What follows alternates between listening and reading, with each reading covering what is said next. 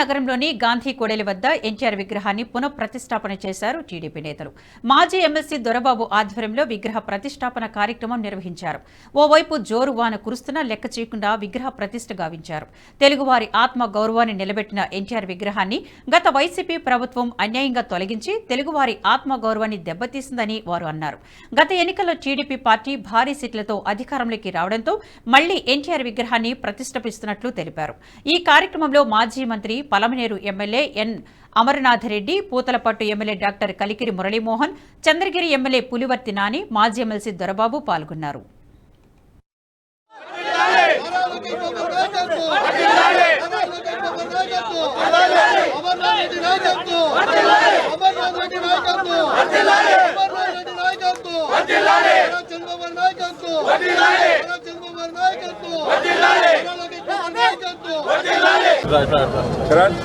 చరణ్ ఇంకోంగా ముందుకు ఇచ్చేయండి.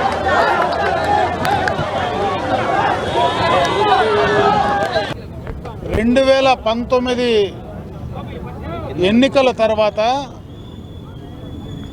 తెలుగుదేశం పార్టీ వ్యవస్థాపక అధ్యక్షులు కీర్తిశేషులు నందమూరి తారక రామారావు గారి విగ్రహం ఏదైతే దాదాపు 30 సంవత్సరాల మునుపు ఇక్కడ ప్రతిష్ఠించడం జరిగిందో ఆ విగ్రహాన్ని తీసివేయడం జరిగింది అప్పటి ప్రభుత్వంలో.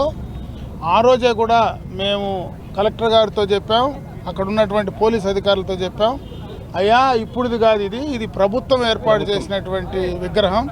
ఆనాడు ఏఎస్ మనోహర్ గారు మున్సిపల్ చైర్మన్గా, అదేవిధంగా జిల్లాలో ఉండేటువంటి అందరూ శాసనసభ్యులు, గోపాలకృష్ణారెడ్డి గారు మంత్రిగా, రామకృష్ణారెడ్డి గారు పార్లమెంటు సభ్యులుగా, అందరూ శాసనసభ్యుల శిలాఫలకం కూడా దానిపైన ఉంటే దాన్ని హై హ్యాండెడ్గా తీసి ఎత్తకు వెళ్ళి మా పార్టీ ఆఫీస్లో ఆ రోజు పోలీస్ యంత్రాంగం మొత్తం కూడా, రెవెన్యూ యంత్రాంగం, పోలీస్ యంత్రాంగం, అప్పటి అధికారులు, అప్పటి అధికార పార్టీ ప్రజాప్రతినిధులు మరి ఆ విగ్రహాన్ని తీసివేస్తే మేము ఎంత ప్రయత్నం చేసినా ఆ రోజు మేము తిరిగి ఆ విగ్రహాన్ని ఇక్కడ పెట్టుకునేటువంటి పరిస్థితి లేకపోయింది. ఈరోజు మళ్ళీ తెలుగుదేశం ప్రభుత్వం అధికారంలోకి వచ్చిన తర్వాత అదే ఎన్టీ రామారావు గారి విగ్రహాన్ని ఇక్కడే గాంధీ యొక్క స్టాచ్యూ ఏదైతే ఉందో దాని పక్కన అప్పటి ఉన్నటువంటి శాసనసభ్యురాలుగా ఎవరైతే కీర్తిశేషులు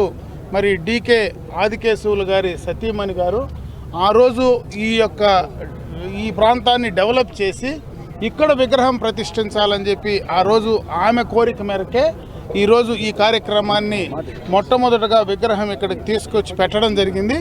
ఈ కార్యక్రమం ఇప్పుడు విగ్రహం పెట్టాం, కానీ ఇక్కడ మళ్ళీ జిల్లాలో ఉండేటువంటి ఇంకా చాలామంది శాసనసభ్యులందరూ కూడా ఉన్నారు. మేము ఆ రోజు ఏదైతే చెప్పామో ఎన్నికలు అయిపోయిన తర్వాత, ఎలక్షన్ కోడ్ అయిపోయిన తర్వాత ఇమీడియట్గా తీసుకొచ్చి మేము పెడతాం అని చెప్పి ఆ రోజు మేము ఇదే పత్రికా ముఖంలో ఆ రోజు మాట్లాడాం. కాబట్టి ఎన్నికల కోడ్ అయిపోయిన వెంటనే ఈరోజు ఇక్కడ మేము విగ్రహం పెట్టాం.